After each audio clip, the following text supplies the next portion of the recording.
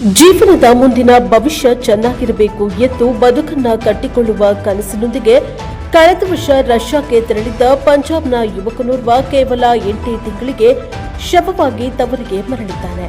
ಮೃತ ಯುವಕನನ್ನ ಲೂಧಿಯಾನದ ದಬಾ ಪ್ರದೇಶದ 21 ವರ್ಷದ ಸಮರ್ಜಿತ್ ಸಿಂಗ್ ಎಂದು ಗುರುತಿಸಲಾಗಿದೆ.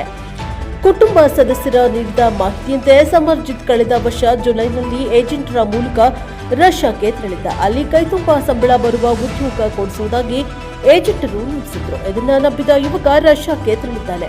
ಅಲ್ಲಿಗೆ ತಲುಪಿದ ಕೆಲವೇ ದಿನಗಳಲ್ಲಿ ಆತನನ್ನ ಬಲವಂತವಾಗಿ ರಷ್ಯಾ ಸೈನ್ಯಕ್ಕೆ ಸೇರಿಸಲಾಯಿತು ಎಂಬ ಗಂಭೀರ ಆರೋಪ ಕೇಳಿಬಂದಿದೆ. ಯಾವುದೇ ಸೇನಾ ತರಬೇತಿ ನೀಡದೆ ಆತನನ್ನ ನೇರವಾಗಿ ಯುದ್ಧದ ಮುಂಚೂಣಿಗೆ ಕಳುಹಿಸಲಾಗಿತ್ತು. ಸೆಪ್ಟೆಂಬರ್ನಲ್ಲಿ ಕುಟುಂಬದವರು ಆತನೊಂದಿಗೆ ಕೊನೆಯ ಬಾರಿ ಮಾತನಾಡಿದ್ರು. ಅದಾದ ನಂತರ ಆತ ಯುದ್ಧ ಭೂಮಿಯಲ್ಲಿ ನಾಪತ್ತೆಯಾಗಿದ್ದ. ಗುರುವಾರ ದೆಹಲಿಯ ವಿಮಾನ ನಿಲ್ದಾಣಕ್ಕೆ ಬಂದಿಳಿದ ಆತನ ಪಾರ್ಥಿವ ಶರೀರವನ್ನು ಶುಕ್ರವಾರ ಲೂಧಿಯಾನಕ್ಕೆ ತರಲಾಯಿತು. ಮಗನ ಚಿತೆಗೆ ಅಗ್ನಿಸ್ಪರ್ಶ ಮಾಡುವಾಗ ತಂದೆ ಚರಣ್ಜಿತ್ ಸಿಂಗ್ ಅವರ ಆಕ್ರಂದನ ಮುಗಿಲು ಮುಟ್ಟಿತ್ತು.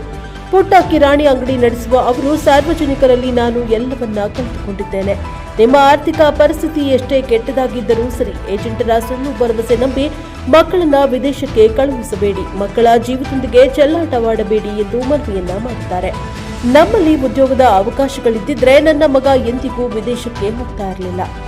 ನಮ್ಮ ಬಡತನ ನೀಗಿಸಲು ಆತ ಆ ಹಾದಿಯನ್ನ ತುಳಿದಿದ್ದ. ಕೊನೆಯ ಕ್ಷಣದಲ್ಲಿ ಆತನಿಗೆ ಏನಾಯಿತು ಎಂಬುದು ನಮಗೆ ತಿಳಿಯಲೇ ಇಲ್ಲ ಎಂದು ಅವರು ಕಣ್ಣೀರನ್ನ ಇಟ್ಟಿದ್ದಾರೆ.